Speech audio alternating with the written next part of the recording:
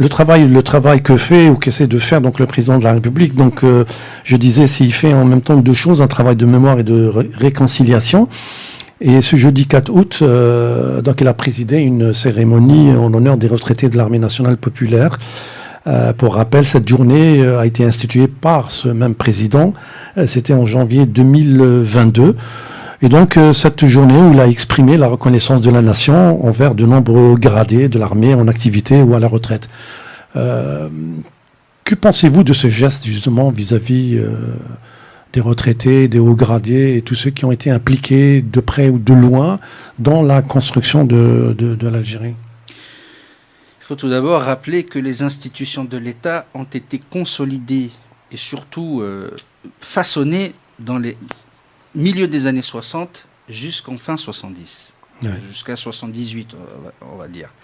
Il faut rappeler que nous sortions quand même en 62 de 7 ans de guerre. Il faut rappeler aussi l'agression de nos voisins en 63. C'est-à-dire que le pays était dans une situation très difficile. Mais malgré tout, on a réussi à construire des institutions de l'État. Et l'armée est une institution de l'État à part entière. Donc, que l'on reconnaisse qu'on reconnaisse à certains gradés ou hauts gradés leurs faits pour la nation, partout dans le monde, dans tous les États qui se respectent, on reconnaît à ces gradés-là ou alors à des gens qui ont contribué à la stabilité de l'État, on leur reconnaît ça. Donc moi, ça ne me choque absolument pas. J'irai au-delà de ça.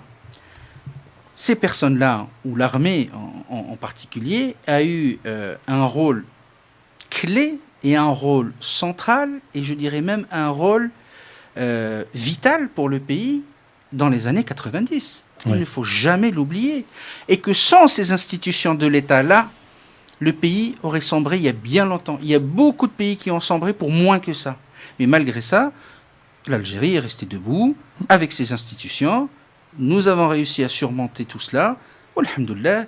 Aujourd'hui, c'est un pays, je dirais, je n'ai pas peur pour l'Algérie. Pourquoi ? Parce qu'il a le pays a des institutions. Si le pays n'avait pas des institutions, là, oui, effectivement, on pourrait avoir peur. Mais là, le pays a des institutions. Que l'on ait des débats politiques, on peut très bien se contredire entre nous, ne pas être d'accord sur des mesures politiques, sur des programmes politiques, mais ce qui nous rassemble, c'est ces institutions-là, parce que les institutions sont au-dessus de tout.